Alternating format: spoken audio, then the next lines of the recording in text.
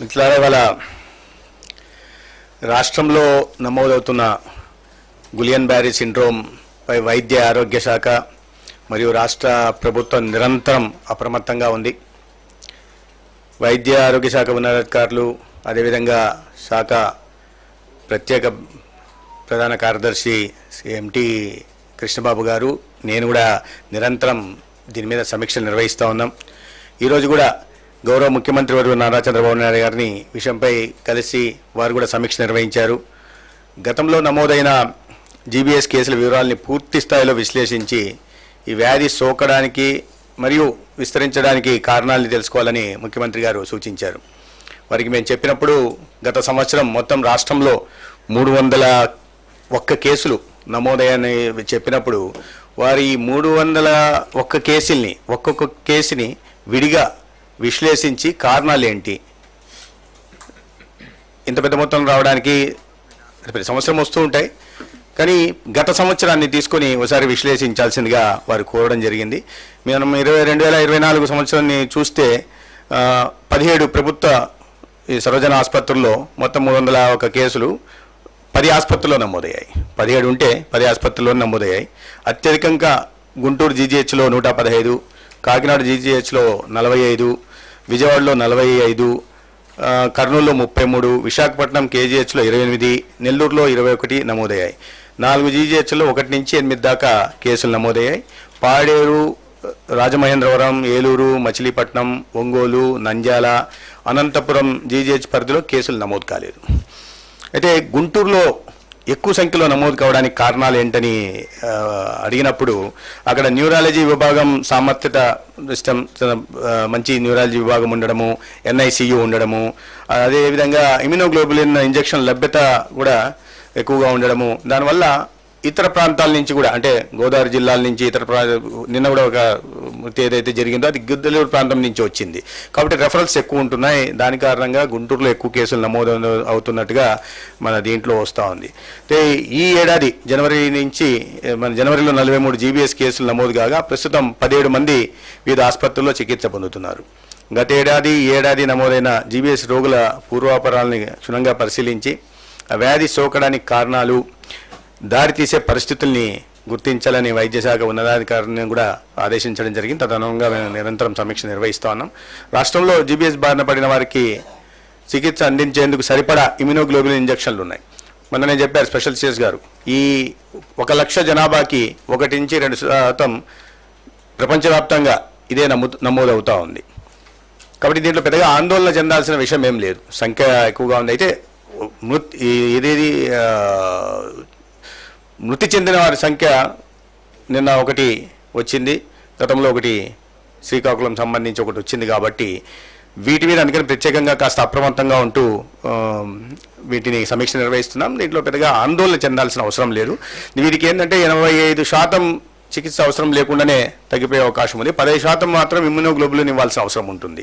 కాబట్టి దానికి సరిపడా ఇమ్యునోగ్లోబులిన్ ఇంజెక్షన్ రాష్ట్ర వ్యాప్తంగా కూడా సరఫరా చేస్తున్నాం. అనంతపురం, గుంటూరు, కడప, కాకినాడ, రాజమహేంద్రం, విశాఖపట్నం జీజీహెచ్ల్లో మొత్తం 749 ఇంజెక్షన్లు ఉన్నాయి. అదనంగా ఏపీ ఎంఎస్ఐడిసి గోడౌన్లలో కూడా 469 ఇంజెక్షన్లు ఉన్నాయి. వీటిలో 420 ఇంజెక్షన్లను ఇతర జీజీహెచ్లు ఎక్కడైతే లభ్యత లేదో ఇమ్యునోగ్లోబులిన్ లభ్యత ఆ జీజీహెచ్లకు తరలిస్తున్నాం. నిరంతరం పరిస్థితిని అంచనా వేస్తూ అవసరాల మేరకు అదనంగా ఇమ్యునోగ్లోబులిన్ ఇంజెక్షన్ కూడా కొనుగోలు చేస్తాం. దానికి అనుగుణంగా ఇండెంట్ కూడా ఇవ్వడం జరిగింది.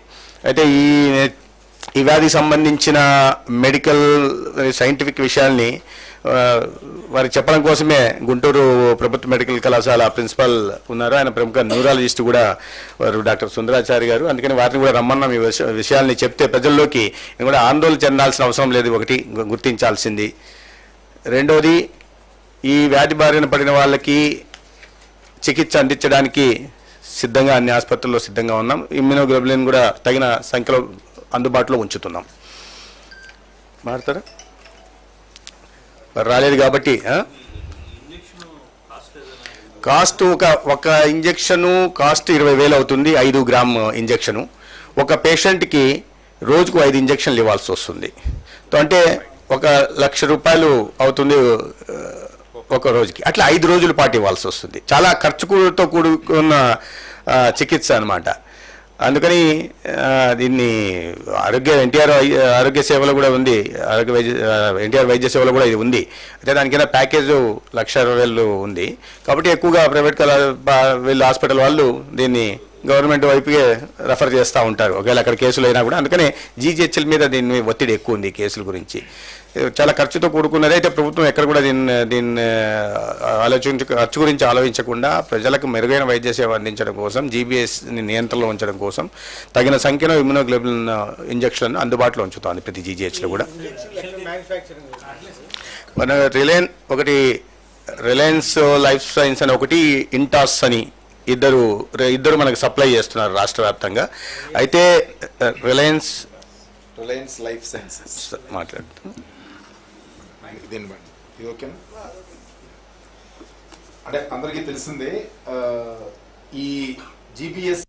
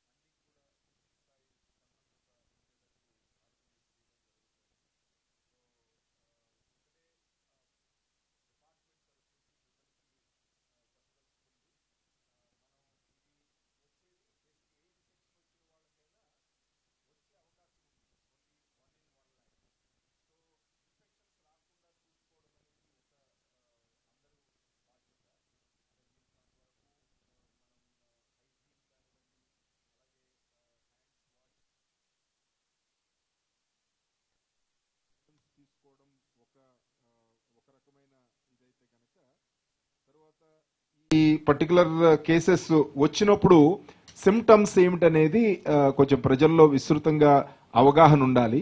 అంటే కాళ్ళు తిమ్మిరెక్కినట్టు, అలాగే ఆల్మోస్ట్ సచ్చుబడిపోయినట్లు, అలాగే దాని పైనుంచి ఈ పర్టికులర్ డిసీజ్ కి ముఖ్య లక్షణం ఏంటంటే కింద కాళ్లతో స్టార్ట్ అయ్యి ఆల్మోస్ట్ ఆ రకమైన ఇమ్మొబిలిటీ అంటే పెరాలసిస్ లాగా పైకి స్ప్రెడ్ అవుతూ ఉంటుంది. సో ఇది గంటల్లో అవుతున్న కేసులు చూస్తాము, రోజుల్లో అవుతున్న కేసులు చూస్తాము, వీక్స్ లో అవుతున్న కేసులు చూస్తాము. సో ఏదైనా కానీ ఇలాంటి లక్షణాలు అంటే బేసిక్ గా కాళ్ళు మనం నంబ్నెస్ రావడం, 1-2 రోజులు 2-3 రోజుల్లో వాళ్ళు నడవలేని పరిస్థితి రావడం, ఇలాంటివి గనక అబ్జర్వ్ చేస్తే గనక ఇమీడియట్ గా గవర్నమెంట్ జనరల్ హాస్పిటల్స్ కి రిపోర్ట్ చేయండి. ఎందుకంటే ఆర్ఎంపీస్, లోకల్ ఆర్ఎంపీస్ మీద డిపెండ్ అవడం, వాళ్ళు ఏదో స్టెరాయిడ్స్ రకరకాల వైద్యాలు చేయడం, అవన్నీ 3-4 డేస్ తర్వాత కాంప్లికేట్ అయిన తర్వాత ఆల్మోస్ట్ ఐసీయూ అడ్మిషన్, వెంటిలేషన్ కావాల్సిన అంటే రెస్పిరేటరీ ఫెయిల్యూర్ అంటే కింద నుంచి పైకి స్ప్రెడ్ అవుతున్నప్పుడు లాస్ట్ జరిగేది రెస్పిరేటరీ మజిల్స్ అన్ని కూడా వీక్ అవుతాయి. సో న్యాచురల్ గా బ్రీతింగ్ కానివ్వండి, ఫుడ్ తినటం కానివ్వండి కష్టమవుతుంది. ఆ స్థాయికి వచ్చినప్పుడు రికవరీ కూడా పాసిబిలిటీ తక్కువ ఉంటుంది. సో అది అంత కష్టం.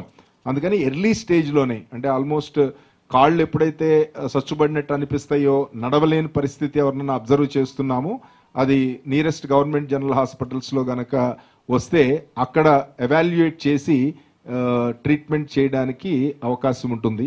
సో ఇది అందరినీ కూడా గమనించవలసిందిగా కోరుతున్నాం.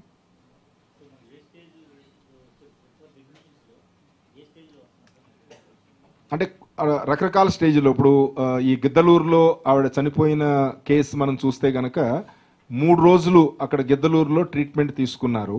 సో కొన్ని అంటే అన్నిట్లోనూ 3 రోజుల్లో కాంప్లికేట్ అవుతుందని కూడా చెప్పలేము. ఇప్పుడు 85% కేసెస్, ఇప్పుడు జీబీ సిండ్రోమ్ వచ్చిన 85% కేసులు ఈవెన్ ఇమ్యునోగ్లోబులిన్స్ కూడా అడ్మినిస్టర్ అవ్వకోకుండానే సెట్ అయిపోయినాయి ఉంటాయి. అంటే మన బాడీ తత్వాన్ని బట్టి, మన బాడీ ఇమ్యూనిటీని బట్టి డిపెండ్ అయి ఉంటుంది. కోమార్బిడిటీస్ అంటే బీపీ కానీ, షుగర్ కానీ, ఇతర ఇమ్యునోసప్రెసెంట్స్ వాడుతున్న వాళ్ళు కానీ, వాళ్ళకి కాంప్లికేషన్స్ ఎక్కువ ఉంటాయి.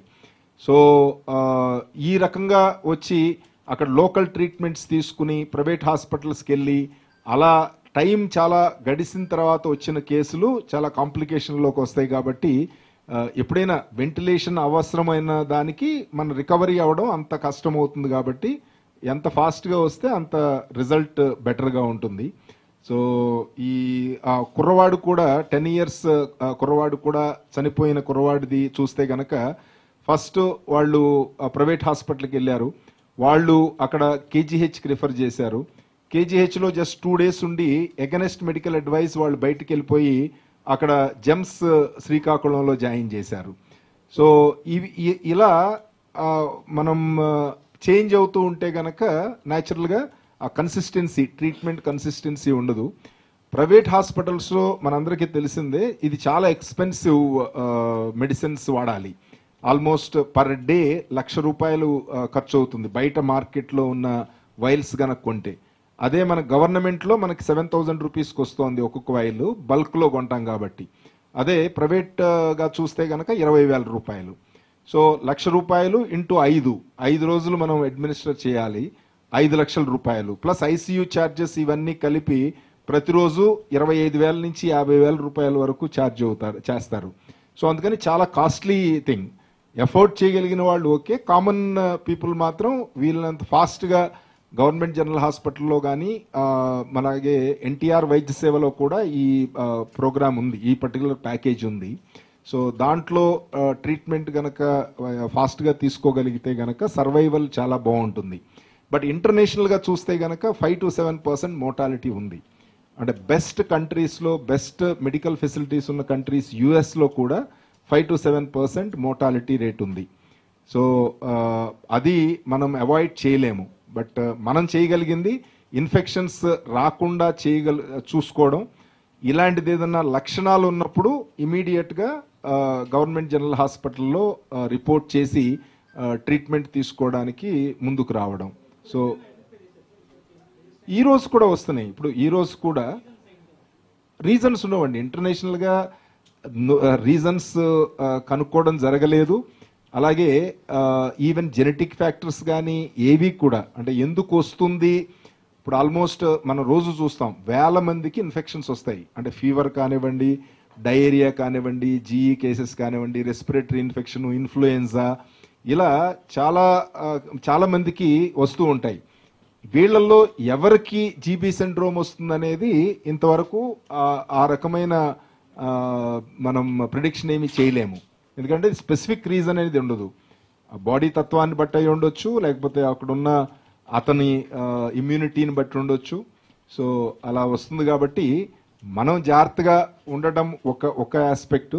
రెండోది, ఫస్ట్ సిమ్టమ్స్ ఎంత ఫాస్ట్గా మనం గమనించి ట్రీట్మెంట్కి ఒక చోటకి రావడం అనేది రెండో ముఖ్య అంశం.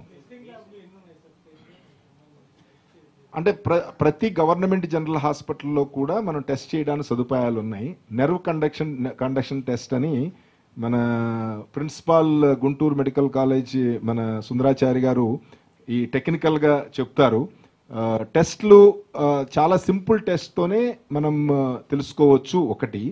అలాగే క్లినికల్ సిమ్టమ్స్ని బట్టి కూడా జీబీ సిండ్రోమ్ చాలా ఈజీగా ఐడెంటిఫై చేయొచ్చు. అట్లీస్ట్ 2-3 రోజుల్లోనే మామూలుగా హ్యాపీగా తిరిగే అతను నడవలేని పరిస్థితి ఉండి పడిపోతున్నాడు అంటే గనక అది ఈ జీబీ సిండ్రోమ్ సిమ్టమ్స్. సో అందుకని అది ఫర్దర్ డీటెయిల్స్ మన సుందరాచారి గారు చెప్తారు. అదే ఇప్పుడు ఎక్కడ కేసు వచ్చినా కానీ, ఇప్పుడు ప్రస్తుతం ఎక్కడ కేసు వచ్చినా కానీ ఆ చుట్టుపక్కల హౌసెస్ కానివ్వండి, ఆ విలేజెస్ కానివ్వండి, హౌస్ టు హౌస్ సర్వే చేపిస్తున్నాము. ఈ రకమైన సిమ్టమ్స్ ఎవరికన్నా ఉన్నాయా అనేది విచారించి వాళ్ళని అడ్వైజ్ చేయడానికి. బట్ యాజ్ ఆన్ టుడే అలాంటి, అంటే ఒకసారి వచ్చింది, ఇప్పుడు ఈవెన్ శ్రీకాకుళంలో కూడా నిన్నటి నుంచి వాళ్ళకి అంతకుముందు 10th జరిగినప్పుడు అక్కడ చేశాము. గిద్దలూరులో కూడా ఆ విలేజ్ అంతా కూడా హౌస్ టు హౌస్ సర్వే చేయించాము నిన్నటి నుంచి ఈ రోజు వరకు. సో ఆ రకమైన ఫార్చునేట్లీ అలాంటి కేసెస్ ఏమీ రాలేదు. సో ఇవి ఏదో ఒక కేసు ర్యాండమ్గా వస్తోంది. సో దాని తర్వాత ఇంకొక ఎక్కడన్నా అవ్వలేదు. ఇప్పుడు ఈరోజు మళ్ళీ గుంటూరు ఇంకొక కొత్త కేసు వచ్చింది. సత్తెనపల్లి నుంచి ఇంకొక కేసు వచ్చింది ఫ్రెష్గా. సో ఇంతకుముందు నరసరావుపేట నుంచి వచ్చింది, గిద్దలూరు నుంచి వచ్చింది, తర్వాత కోనసీమ నుంచి వచ్చింది. సో అలా డిఫరెంట్ ఏరియాస్ నుంచి వస్తున్నాయి. లేదు, ఇది ఏమీ కమ్యూనికబుల్ కాదు. ఫస్ట్ ఒకరి నుంచి ఒకరికి అంటుకునేది కాదు. అలాగే ఒక పర్టికులర్ జెనెటిక్గా మనం వచ్చేది కాదు. ఒకరికి వస్తే ఫ్యామిలీలో వస్తూ అలాంటి వ్యాధి కాదు. సో ఇది కొత్తగా వచ్చింది కాదు. ఇది సంవత్సరాల తరబడి ఈ పర్టికులర్ కేసులు వస్తూనే ఉన్నాయి. బట్ పూణేలో ఏదైతే కాన్సన్ట్రేట్ ఏరియాలో వచ్చిందో దాని వలన ఇప్పుడు ప్రజల్లో ఈ పర్టికులర్ వ్యాధి మీద అవగాహన పెరిగింది. సో అలాంటి సిచ్యువేషన్ ఏమైనా వస్తుందేమో అనే భయం ఉంది. సో అందుకని అది డిపార్ట్మెంట్ తరపు నుంచి పూర్తి స్థాయిలో చెక్ చేస్తున్నాము. ఏ కేసు రిపోర్ట్ అయినా కానీ ఆ చుట్టుపక్కల అంతా కూడా సర్వేలెన్స్ యాక్టివిటీ చేసి నిజంగా ఏదన్నా అలాంటి ఇష్యూ ఉంటే కనుక ఇమీడియట్గా స్పందించడానికి అన్ని రకాలుగా అప్రమత్తంగా ఉన్నాం. 2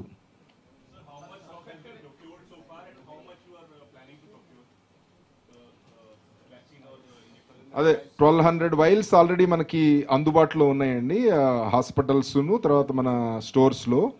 తర్వాత ఇంకా 7600 ఎడిషనల్ వైల్స్ కూడా ఆర్డర్ ఇచ్చాము. సో 20th నుంచి స్టార్ట్ అవుతున్నాయి. 15th మార్చ్ లోపు 100% సప్లై అవుతాయి. Yeah, there is no issue. So budget we have, and CM గారు చాలా స్పష్టమైన ఆదేశాలు ఇచ్చారు. సపోజ్ ఇంక ఎక్స్ట్రా బడ్జెట్ కావాలన్నా బడ్జెట్ ఇస్తాము. సో బడ్జెట్ గురించి ఏ రకమైన మన ఏర్పాట్లలో ఏ రకమైన ఆలస్యం చేయొద్దు అని. అంటే అవసరం అనుకుంటే డెఫినెట్గా సెంట్రల్ హెల్ప్ కూడా ఉంటుంది. ఎన్హెచ్ఎంలో డ్రగ్స్లో ఇది కూడా one of the part. So ఎన్హెచ్ఎంలో మనం డ్రా చేసుకోవచ్చు. అది అంటే ఫండ్స్ పెద్ద ప్రాబ్లం కాదు, ఈవెన్ 8,000 అయినా సరే. సో అంత మేజర్ ఇదేం కాదు కదా, ఆల్మోస్ట్ సో అప్రాక్సిమేట్గా 10 కోట్ల రూపాయలు అవుతుంది. మనం బడ్జెట్ ఆల్మోస్ట్ 750 కోట్ల రూపాయలు డ్రగ్స్కి ఉపయోగిస్తాం పర్ ఇయర్. సో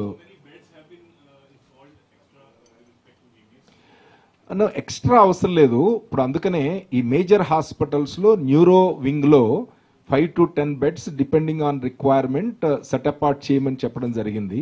మనకి ఆల్మోస్ట్ ఐసీయూ బెడ్స్ 8,000 దాకా ఉన్నాయి. సో అందుకని ఇన్ఫ్రాస్ట్రక్చర్ పాయింట్ ఆఫ్ వ్యూలో మనం డీల్ చేయడానికి మనం ఏమీ షార్ట్ కమింగ్ ఎక్స్పెక్ట్ చేయట్లేదు.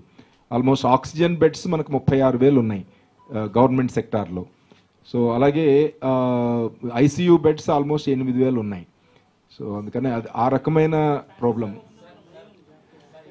అందుకనే రిపీటెడ్గా చెప్తున్నాము, పాండమిక్ అయ్యే పరిస్థితి లేదు. ఇది కమ్యూనికబుల్ డిసీజ్ కాదు ఫస్ట్. రెండోది, ఒక పర్టికులర్ రీజన్ వలన ఏదన్నా వస్తే గనక ఒక ఏరియా నుంచి ఎక్కువ కేసులు వచ్చినప్పుడు డెఫినెట్లీ ఆ పర్టికులర్ రీజన్ ఏమిటనేది కనుక్కుని దాన్ని ఐసోలేట్ చేయడానికి మనం ప్రయత్నం చేయొచ్చు. యాజ్ ఆన్ టుడే అలాంటి వాతావరణం ఎక్కడా లేదు. చాలా స్ప్రెడ్ అయ్యి డిఫరెంట్ ఏరియాస్ నుంచి వస్తున్నాయి. సో ఎప్పటికప్పుడు సర్వేలెన్స్ చేస్తూ రెడీగా ఉన్నాం.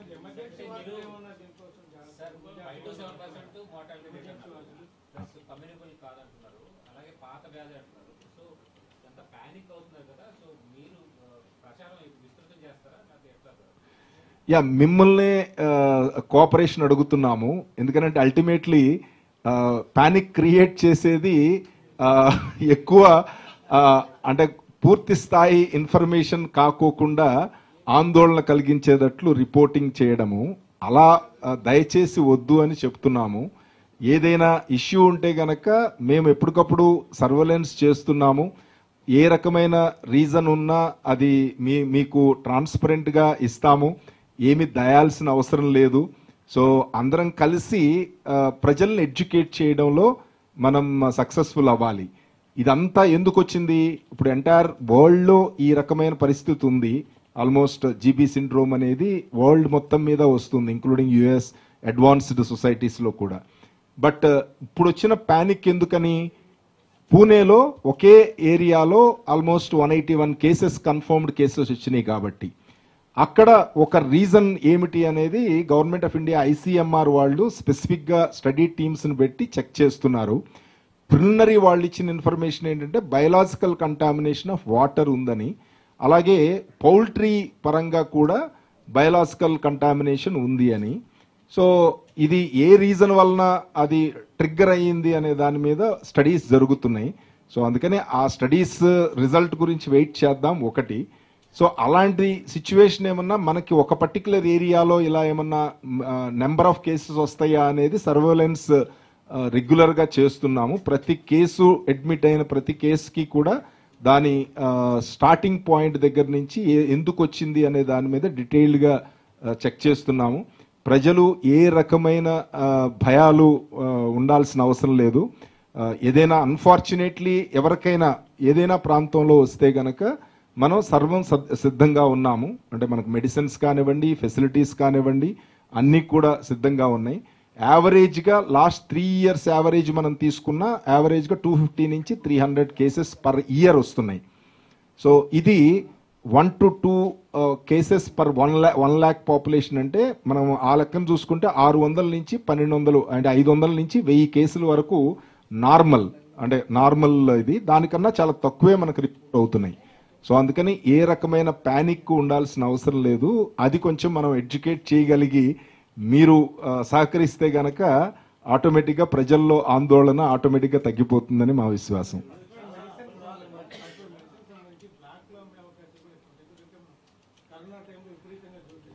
అంటే హ్యూమన్ ఇమ్యునోగ్లోబులిన్స్ అనేది చాలా వైడ్లీ అవైలబుల్ డ్రగ్ అండి. అది పెద్ద అంటే అప్పుడు ఏంటంటే మ్యూకర్మైకోసిస్ కానివ్వండి, వీటిలో ఆ డ్రగ్స్ అప్పటికప్పుడు తయారైనాయి, అంతకుముందు అవైలబుల్ లేవు.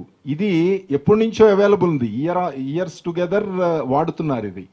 సో అందుకని మనం ఇదొక్కటే దీనికే కాదు, ఆల్మోస్ట్ ఒక 10 కండిషన్స్కి న్యూరోలో వాడతాము, మన రుమటైడిస్కి వాడతాము, తర్వాత ఆంకాలజీలో వాడతాము.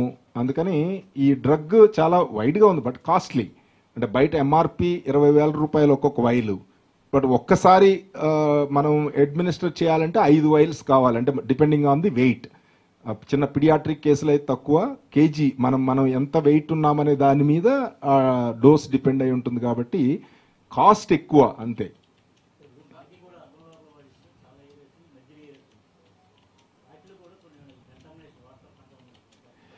అందుకనే ఇప్పుడు ముఖ్యమంత్రి గారు, ఇప్పుడు మినిస్టర్ గారు, డిప్యూటీ సీఎం గారు, మన health and municipal administration minister గారు మీటింగ్స్ పెట్టారు. అలాగే ఆఫీసర్స్ లెవెల్లో మేము మీటింగ్ పెట్టుకున్నాము, అందరూ ప్రిన్సిపల్ సెక్రటరీస్. సో ఇదేంటి, water and vector borne diseases రాకుండా ఏం యాక్షన్ తీసుకోవాలని. సో క్లోరినేషన్ చేయడము, దాని తర్వాత ఓవర్ హెడ్ ట్యాంక్స్ క్లీన్ చేయడము, క్లోరినేట్ చేయడము. సో ఈ రకమైన ఏర్పాట్లన్నీ కూడా, శానిటేషన్ ఇంప్రూవ్ చేయడము, ఈ రకమైన ఏర్పాట్లన్నిటి మీద కూడా డీటెయిల్డ్గా యాక్షన్ ప్లాన్ చేసుకున్నాము. అండ్ ముఖ్యమంత్రి గారి ఆదేశాల ప్రకారం అట్లీస్ట్ నెక్స్ట్ మనం ఏదైతే మాన్సూన్ సీజన్ వచ్చే ముందే ప్రాపర్ క్లీన్ వాటర్ అన్ని చోట్ల ఇచ్చేటట్టును, శానిటేషన్ ఇంప్రూవ్ చేసేటట్టు యాక్షన్ తీసుకోవడానికి చేస్తున్నాము. So let us hope.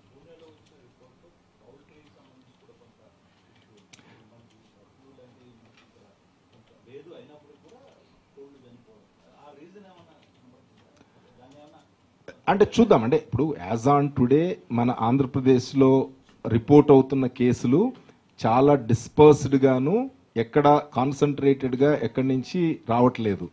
So అందుకని అలాంటిది ఏదన్నా ఒక చోట నుంచి రావడం మొదలెడితే గనక ఈ రకమైన అనాలిసిస్లన్నీ చేయాల్సి వస్తుంది.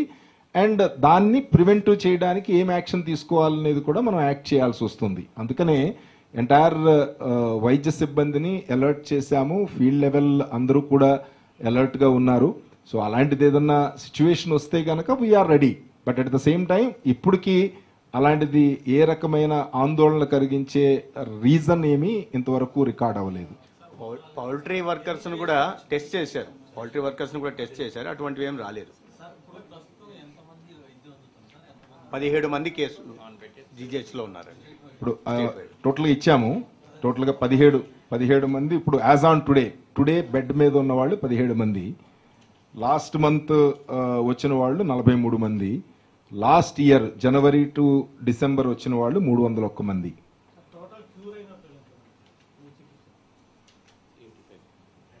యా అంటే ఇక్కడ 3 చనిపోయారు, ఇప్పుడు 2, 5 చనిపోయారు.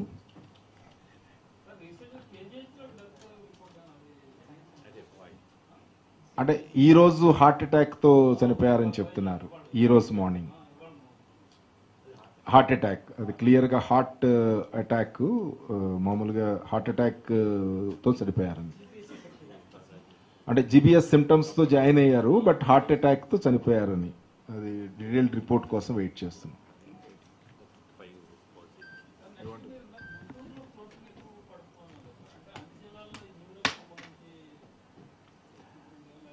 అలానే కాదు, కొన్ని హాస్పిటల్స్, ఇప్పుడు మనకి 11 మెయిన్ హాస్పిటల్స్లోనే మనకి న్యూరో ఫిజిషియన్ కానివ్వండి, న్యూరో సర్జరీ కానివ్వండి యూనిట్స్ ఉన్నాయి. అంటే ఓల్డ్ 11 మెడికల్ కాలేజెస్లో. సో ఇప్పుడు లేటెస్ట్గా మనం మిగతా 5 మెడికల్ కాలేజెస్లో కూడా లాస్ట్ ఇయర్ మనం శాంక్షన్ చేశాము. సో ఈ అన్నిట్లో కూడా ఓల్డ్ 6 మెడికల్ కాలేజీల్లో ఎప్పటి నుంచో ఉంది కాబట్టి దానికి డెఫినెట్గా పేరుంటుంది. అంటే వైజాగ్, తర్వాత కాకినాడ, విజయవాడ, గుంటూరు, తిరుపతి, కర్నూలు, ఈ 6 హాస్పిటల్స్లో ఎప్పటి నుంచో ఉంది న్యూరో వింగ్. సో అందుకని ఏంటంటే ప్రజలకి ఇప్పుడు ఎవరైనా రిఫర్ చేసేటప్పుడు ఆ చుట్టుపక్కల అందరూ కూడా గుంటూరు వెళ్ళండి, లేదా విజయవాడ వెళ్ళండి, కాకినాడ వెళ్ళండి, వైజాగ్ వెళ్ళండి అని రిఫర్ చేస్తారు. సో అది జస్ట్ ఆ పర్టికులర్ సెంటర్స్కి పాపులర్ అయినాయి అంతే, అక్కడ ఫెసిలిటీ బాగుంటుంది అని ప్రజల్లో నమ్మకం. ఏమైనా టెక్నికల్గా ఏదైనా కావాలంటే మన ప్రిన్సిపాల్ గారు చెప్తారు.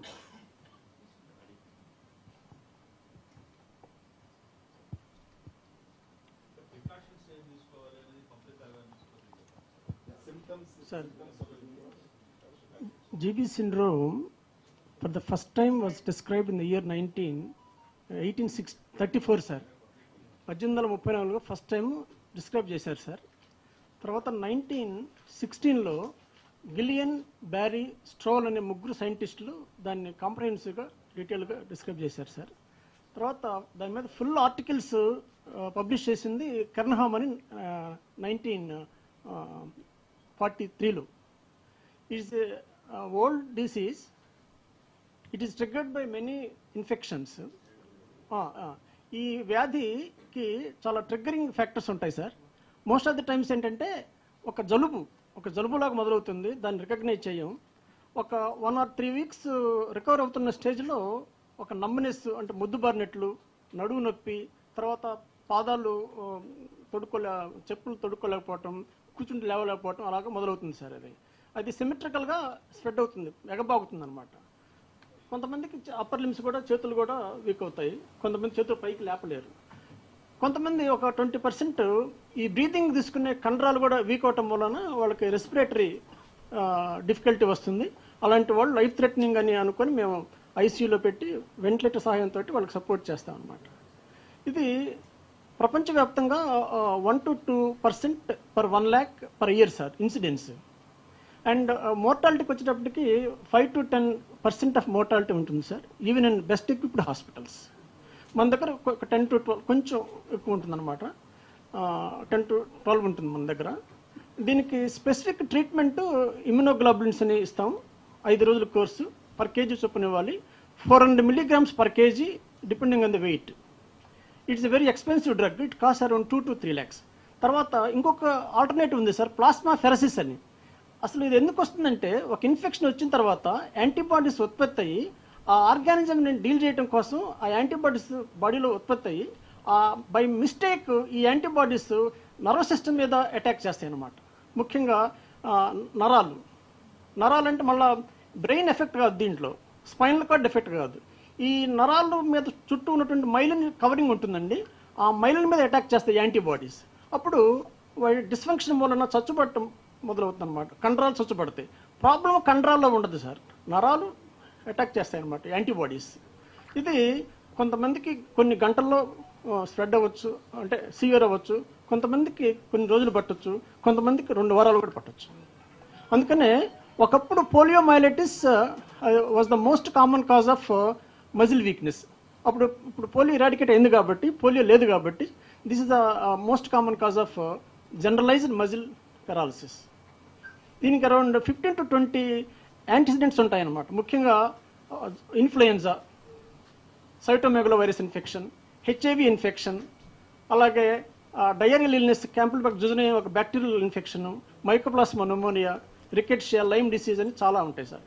కొంతమందికి ఒక మేజర్ ఆపరేషన్ అయిన తర్వాత కూడా ఈ GB syndrome next day land అవ్వచ్చు. కొంతమందికి కార్డియాలజీలో థ్రాంబోలైటిక్ థెరపీ తీసుకున్న తర్వాత ఇది నెక్స్ట్ డే డెవలప్ అవ్వచ్చు. అంటే stress also can trigger GB syndrome. Antibodies attack చేయటం వలన, పెరిఫరల్ నర్వ్స్ మీద అటాక్ చేయటం వలన, మైలిన్ షీత్ డ్యామేజ్ అవ్వటం వలన జరుగుతుంది అనమాట. అండ్ 50% ఆఫ్ 50% వరకు స్పెసిఫిక్గా ట్రీట్మెంట్ అవసరం ఉండదు సార్, ఆటోమేటిక్గా రికవర్ అయిపోతారు. మిగిలిన 50% ట్రీట్మెంట్ అవసరం అవుతుంది. మనం ఇవ్వగలిగింది ఇమ్యునోగ్లోబులిన్స్, లేకుంటే ప్లాస్మా ఫెరసిస్. ఆ ప్లాస్మాని బయటికి తీసి వాటిని వడపోస్తాం అనమాట ఫిల్టర్ తోటి, ప్లాస్మా ఫెరసిస్ అంటారు. ఆ యాంటీబాడీస్ని డిస్కార్డ్ చేసి ఎంతైతే మనం ఆ ప్లాస్మాని తొలగిస్తున్నామో అంత ప్లాస్మా డోనర్ ద్వారా కానీ, బ్లడ్ బ్యాంక్లో ఫ్రెష్ ఫ్రాజన్ ప్లాస్మా ద్వారా కానీ మళ్ళీ రిప్లేస్ చేస్తాం అనమాట. కానీ ఈ ప్లాస్మా ఫెరసిస్ రోజు ఫిల్టర్ మార్చాలి, డయాలసిస్ యూనిట్ కావాలి, ఒక నెఫ్రాలజిస్ట్ సహాయం కావాలి, టెక్నికల్గా కొంచెం ఇష్యూ ఉంటుంది. కాబట్టి immunoglobulins prefer, just like injection కాబట్టి 5 grams vial available, 10 grams vial available sir. మన దగ్గర ఎప్పుడు ఇమ్యునోగ్లోబులిన్స్ ఉంటుంటాయి. గుంటూరు జనరల్ హాస్పిటల్లో డిపార్ట్మెంట్ ఆఫ్ న్యూరాలజీలో ఇంటెన్సివ్ కేర్ యూనిట్ ఉంది, వెంటిలేటర్స్ ఉన్నాయి. అన్ఇంటరప్టెడ్గా ఇమ్యునోగ్లోబులిన్స్ గవర్నమెంట్ సప్లై చేయటం వలన ఎక్కువ మంది ఇక్కడ రిఫర్ చేస్తారు సార్. ఈవెన్ భీమవరం నుంచి కూడా వస్తుంటారు సార్. అది జనవరిలో 7 కేసులు నమోదైనాయి సార్. ఫిబ్రవరిలో ఇప్పటి వరకు 6 కేసులు నమోదైనాయి. నిన్ననే ఒక కేసు సత్తెనపల్లి కుమ్మరిపూడి నుంచి వచ్చారు. అతను ఫార్మరు, అతనికి ఏమి యాంటిసిడెంట్ ఇల్నెస్ ఏమి లేదు, జస్ట్ పొలం పని చేసుకుంటున్నాను, నేను బైక్ మీద వెళ్తున్నాను, ఆ క్లచ్ నేను ప్రెస్ చేయలేకపోయినా అన్నాడు. ఈరోజు అతను నిలబడలేకపోతున్నాడు వితౌట్ సపోర్ట్. అతనికి నరాల సంబంధించి టెస్ట్ చేసాం. దీనికి ఎంఆర్ఐ స్కాన్ అవసరం లేదు, అదే తర కాస్ట్లీ ఇన్వెస్టిగేషన్స్ కూడా అవసరం లేదు సార్. 90% ఆఫ్ దీస్ కేసెస్ 90% వరకు క్లినికల్గా డయాగ్నోస్ చేస్తామండి. Any neurologist can even physician also can diagnose. ఇంకా సపోర్టివ్ కోసం నర్వ్ కండక్షన్ స్టడీస్ అనే టెస్ట్ ఉంటుంది సార్. ఆ మిషన్ ఎప్పుడు ప్రతి చోట ప్రతి హాస్పిటల్లో ఉంటుంది. అది ఒక గంట ప్రొసీజర్ ఉంటుంది అనమాట. దాంట్లో మనకి క్లారిటీ వస్తుంది. అంటే 99% of cases can be diagnosed clinically and supported by nerve conduction studies. ఇంకా రేర్ కేసెస్లో ఏమన్నా ఎటిపికల్గా ఉంటే వెన్లో లంబార్ పంక్చర్ లాంటిది ఒక పంక్చర్ చేసి సిఎస్ఎఫ్ డ్రా చేసి దానికి టెస్ట్ పంపిస్తాం అనమాట. ఏదైనా ఇది కొత్త వ్యాధి కాదు, దీనికి ట్రీట్మెంట్ ఉంది. ఒక 5-6 నెలల్లో ఈ ఇమ్యూనోగ్లోబులిన్స్ ఇచ్చిన తర్వాత ఇంకొక విషయం ఏంటంటే సార్, ఇమ్యూనోగ్లోబులిన్స్ ఇచ్చేంత మాత్రాన నెక్స్ట్ డే లేచి కూర్చోరు సార్. వాళ్ళకి ఫిజియోథెరపీ, వాళ్ళకి న్యూట్రిషనల్ సపోర్టు, సిమ్టమాటిక్ ట్రీట్మెంటు, తిమ్మురులు ఉంటాయి, దానికి సంబంధించిన ట్యాబ్లెట్స్ ఇస్తాము. సో సపోర్టివ్గా ఫిజియోథెరపీ అడ్వైజ్ చేస్తాం. 6 monthsలో దాదాపు 90% పూర్తిగా రికవర్ అవుతారు. ఒక 10% మాత్రం కొద్ది రెసిడ్యువల్గా వాళ్ళ చేతులు బలహీనత, కొంచెం తిమ్మురులు ఉంటాయి. So as of know sir టిపికల్గా జలుబు వల్ల వస్తుంది సార్. ఇది ఇన్ఫ్లుయెన్జా కెన్ ట్రిగ్గర్. ఇన్ఫ్లుయెన్జాకి మనం ఏమి స్పెసిఫిక్ ప్రికాషన్ మనకు ఉన్నట్టు కూడా తెలియదు. కొన్ని ఐడెంటిఫైబుల్ కాజెస్ ఉంటాయి. డయేరియల్ ఇల్నెస్, క్యాంపెలోబ్యాక్టర్ జుజునై అనే ఇల్నెస్ మూలాన ఒక బ్యాక్టీరియం దట్ కాజెస్ డయేరియా. అది వాటర్ కంటామినేషన్ ద్వారా వస్తుందన్నమాట. అలాగే మిగిలిన వైరసెస్ ఉన్నాయి, సైటోమెగలో వైరస్ అని. హెచ్ఐవి ఆల్సో పేషెంట్స్ ట్రీట్మెంట్ తీసుకుంటున్నప్పుడు జీబీసీలో లోన్ అవుతారు. అలాగే వ్యారిసెల్లా, చికెన్ పాక్స్ అంటారు. ఆ చికెన్ పాక్స్ ఇన్ఫెక్షన్ వచ్చి రికవర్ అవుతుండగా ఈ జీబీ సిండ్రోమ్ రావచ్చు. అలాగే డెంగ్యూ ఫీవర్ వచ్చిన వాళ్ళు రికవర్ అవుతుండగా జీబీ సిండ్రోమ్ రావచ్చు. జికా వైరస్ వల్ల రావచ్చు. చాలా కారణాలు. సో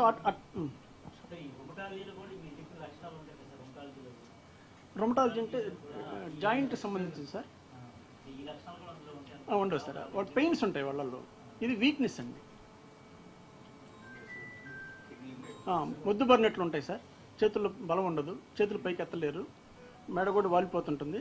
కొంతమందికి ఈ స్వాలోయింగ్ కంట్రాలు వీకోవటం వలన దే కెనాట్ స్వాలో ఆల్సో, కొంచెం పొలమారుతుంటుంది.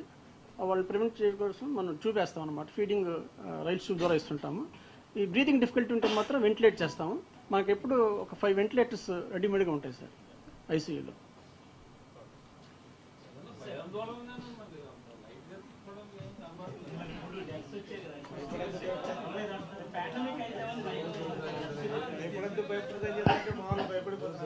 Sir most common cause of death in the first week is cardiac arrest.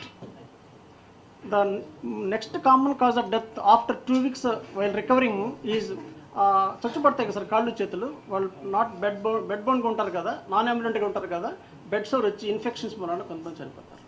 కొంతమంది కాళ్ళు కదలవు కాబట్టి ఎంబోలిజం వల్ల చనిపోతుంటారు. అంటే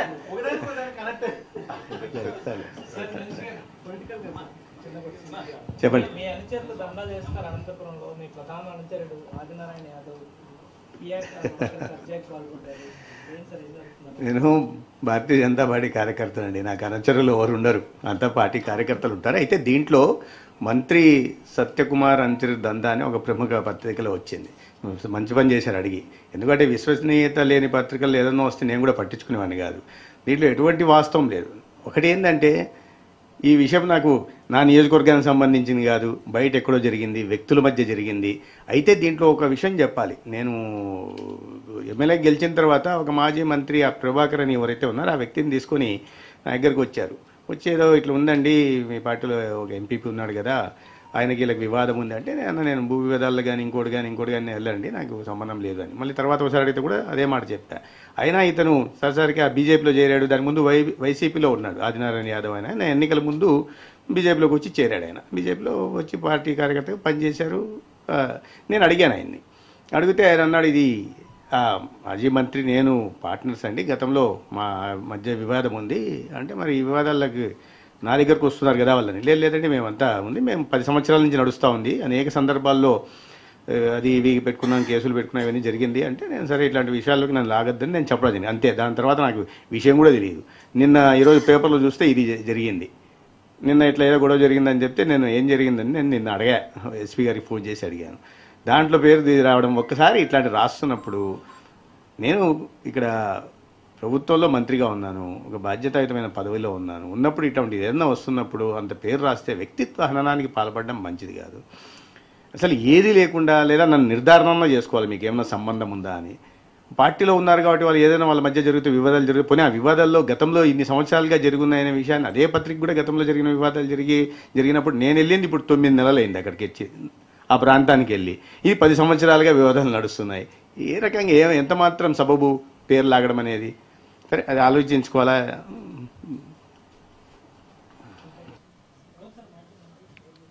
పేర్లు అప్రస్తుతం అండి, ఎందుకంటే నాకు ఏ రకంగా కూడా సంబంధం లేదు. నాకు ముందు ఈ విషయం నాకు వారి ద్వారా తెలిసింది అంతే. అంతేగాని ఆ విషయం తెలియడం కూడా విషయం తెలిసింది కాబట్టి నీకు దీంట్లో ఇది ఉంది అంటే ఎలాగా? చాలా రోజుల నుంచి ఉన్నది. బీజేపీ వాళ్ళని వివాదాల్లోకి లాగుతున్నారు సార్ మీరు. ఎక్కడ వస్తున్నాయి వివాదాలు? ఇంకోటి చెప్పారు ఇంకో మన ఛానల్లో, సత్యకుమార్కి 10 మంది పిఏలు అని, కాన్స్టిట్యున్సీకి రావట్లేదు, 10 మంది పిఏలు ఉన్నారు, వాళ్ళు నడిపిస్తున్నారని. నాకు ప్రభుత్వం ఇచ్చిన 3 సహాయకులను తీసుకోవాల్సి వస్తే దాంట్లో నేను ఇప్పటిదాకా 2 తీసుకొని నిన్న ఒకరిని తీసుకున్నా. నాకు ఇప్పటి నుంచి కాదు, పార్టీలో గతంలో ఎప్పటి నుంచి కూడా నాకు పార్టీ కార్యకర్తలు ఉండడం, ఏదైనా నాకు అవసరాలు తగినట్టు పనిచేయడం గతంలో కూడా చేస్తూ ఉన్నారు. 10 మంది ఒకవేళ నిజంగానే ఉన్నారు అనుకుందాం అక్కడ ధర్మవరంలో, నేను లేనప్పుడు ప్రజలకు అందుబాటులో ఉంటూ వాళ్ళ పనులు చేస్తున్నారు. నిరంతరం 24/7 నా ఆఫీస్ అక్కడ అందుబాటులో ఉంటుంది. నేను తక్కువ సమయం వెళ్తున్నా, అది నేను సమాధానం చెప్పుకోవాల్సింది నా నియోజకవర్గ ప్రజలకు చెప్పుకోవాలి. ఆ ప్రజలు ఏం సంతోషంగానే ఉన్నారు, వెళ్ళినప్పుడంతా చెప్తుంటాను నా సమస్య ఏందని, వాళ్ళు కూడా గుర్తిస్తున్నారు. ఈ ఛానల్కి ఎందుకు అంత ఇబ్బంది వచ్చిందో, 10 పిఏలు ఉన్నారు, 10 మంది పిఏలు ఉన్నారు, 10 మంది పిఏలు. నేను ప్రభుత్వం మీద భారం, పెట్రోల్ తీసుకోవడానికి కూడా ఇష్టపడను. సరే వ్యక్తిగతంగా నేను ఏం చేస్తాను, నా టీంలో ఎంతమంది ఉంటారు, ఫోటోగ్రాఫర్ని కూడా ఒక పిఏ చేశారు, నా ఇంట్లో డ్రైవర్ని ఒక పిఏ చేసేసారు, ఇంట్లో వంట మనిషిని ఒక పిఏ చేశారు. ఈ రకంగా అంటే ఏదో పని కట్టుకొని చేసినట్టుగా అనిపిస్తూ ఉంటాయి కొన్ని విషయాలు చూస్తే. అవసరం మరి ఏమొచ్చిందో తెలియట్లా.